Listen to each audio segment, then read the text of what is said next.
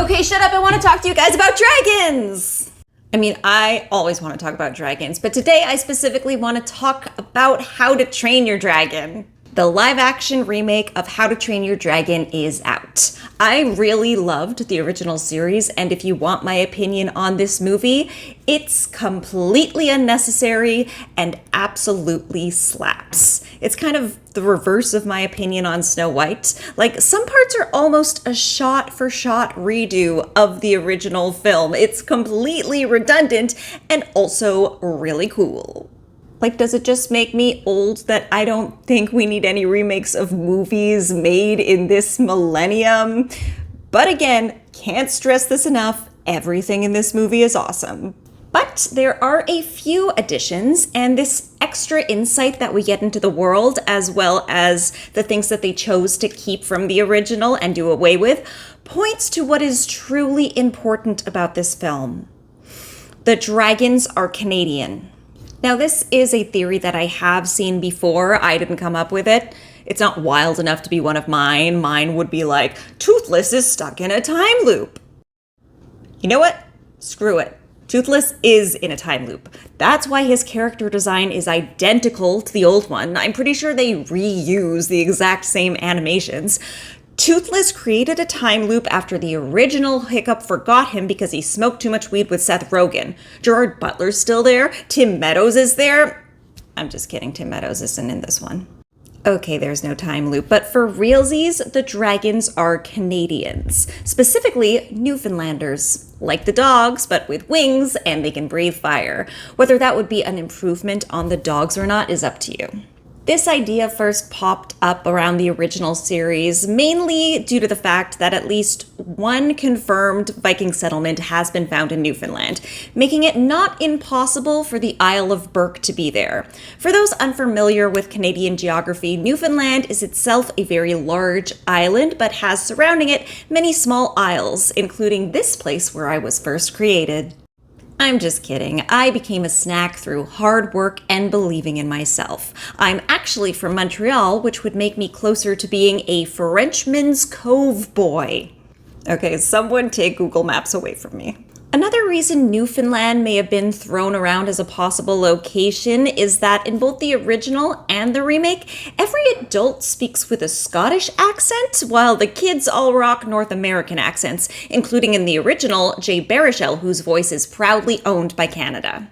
Toothless! Dragons! This is Burke! It's hard to do a Jay Baruchel impression without slipping into Owen Wilson, but don't let that distract you from how Canadian he is.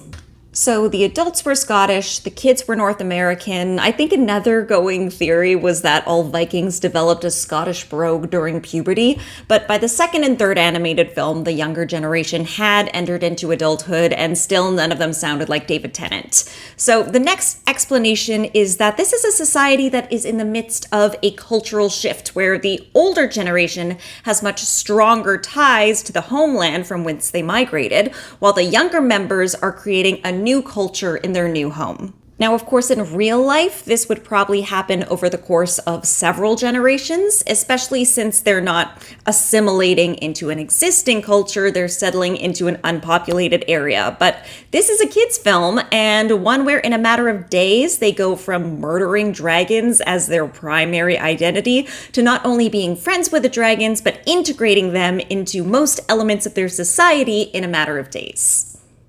Oh, spoilers, they're all friends with the dragons at the end. Sorry if you didn't see that one coming.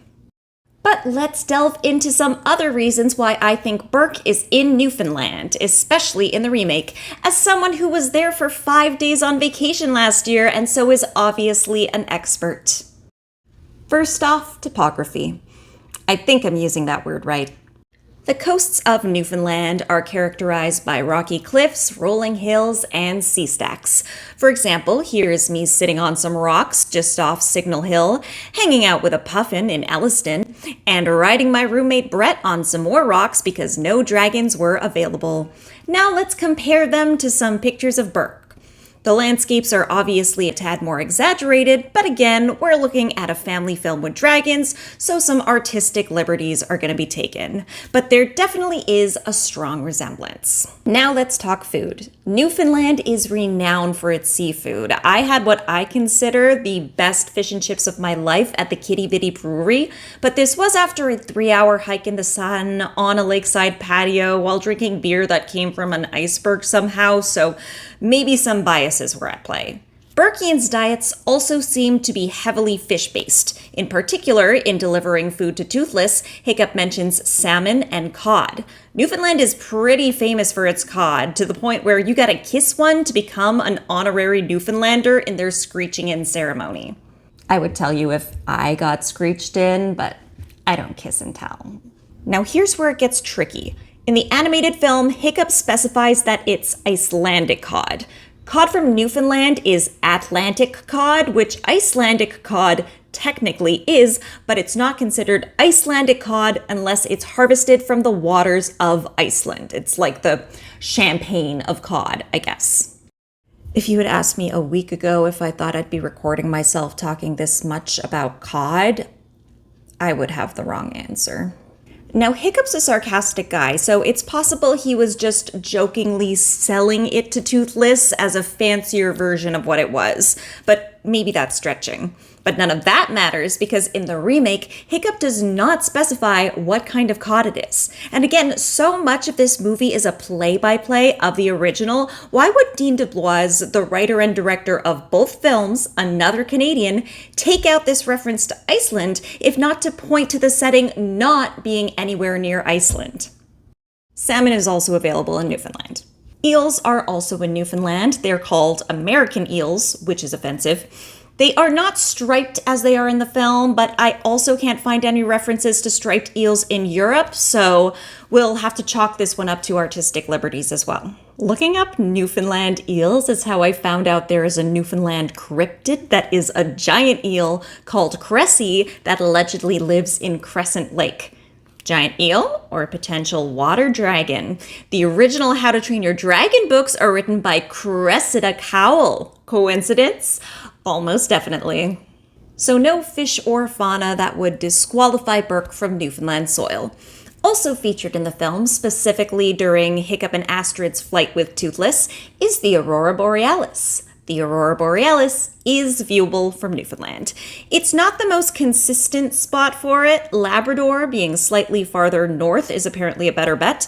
But you know what's super close to Labrador? L'Anse-aux-Meadows, the previously mentioned confirmed Viking settlement. So if you were a dragon at the northern tip of Newfoundland, an improved Borealis viewing experience would be a quick hop and a skip away.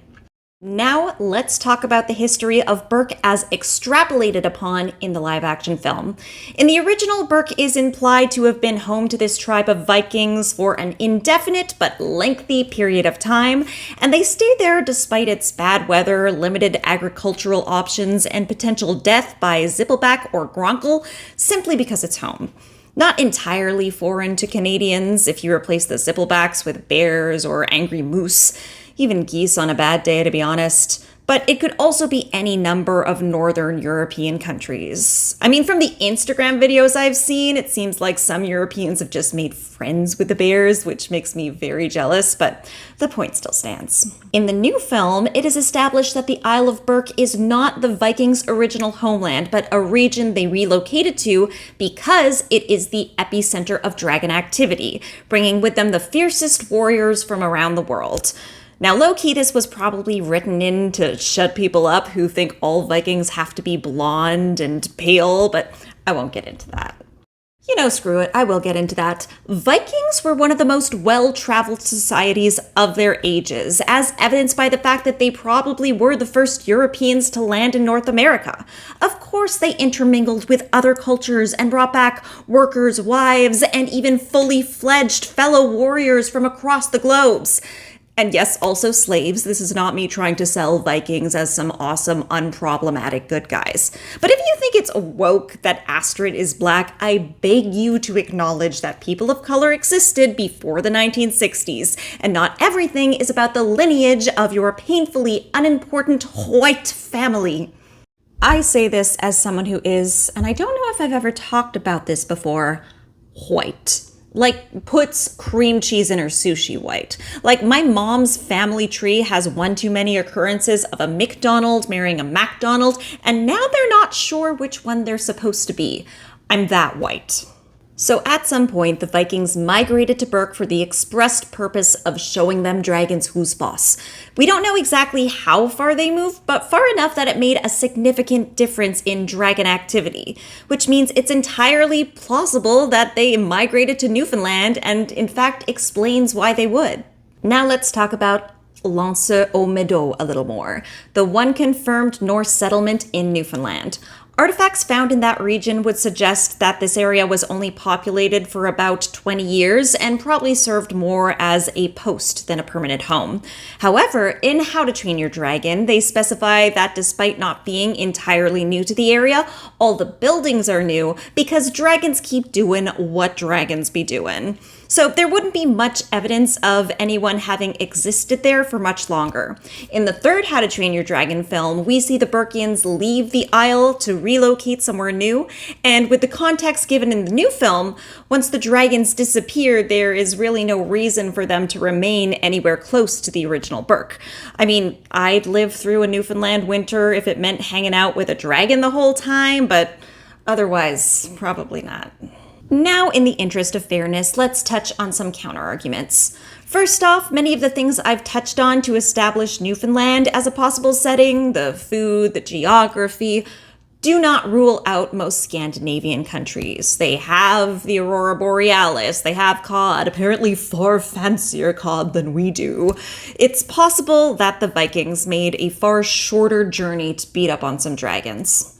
Next, where are the indigenous people? There are, of course, native cultures in Newfoundland. In terms of Lance-aux-Meadows, scholars estimate that there were several indigenous societies in that region, but not necessarily at the same time as the Norse were there.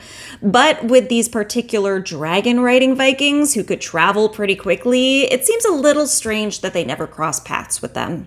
Finally, the puffins! How can you even talk about Newfoundland without touching on these little guys? Where are they? Now, if you're a pessimist, you might think that the dragons have eaten all the puffins, but I'm not buying it. The dragons in the film haven't yet eliminated the sheep population, and you know what's way dumber than a puffin? A sheep. I went on this hike in this little town in the UK, and there were all these sheep on the path in the surrounding fields. And of course, they're deathly afraid of everything, so when they see us coming, they start trotting away, but just further down the path in the direction I'm walking. So for like half a mile, I'm just accidentally chasing these sheep at a leisurely pace because they don't realize if they just move slightly to the side of the path, I will no longer be stalking them like I'm Michael Myers and they're Jamie Lee Curtis. Puffins, they fly fast, they can take refuge in the little rocky ledges on cliffs. They wouldn't have been eaten by the dragons. I believe that with my whole heart. And yet we don't see a single one, even though that would make a good movie even better. Maybe they all hid away because they saw Star Wars: The Last Jedi and they didn't want to end up like the Porgs being eaten by the main characters, or having to watch Mark Hamill milk a space elephant. In conclusion, while there are other possibilities, there is no reason How to Train Your Dragon can't take place in Newfoundland, and that's good enough for me. But let me know what you think. What region do you think these dragons are from? Do you like the new film? Where's the best fish and chips? Let me know in the comment. Please like and subscribe if you enjoyed. And as always, have a delicious day. Toothless! No, Toothless!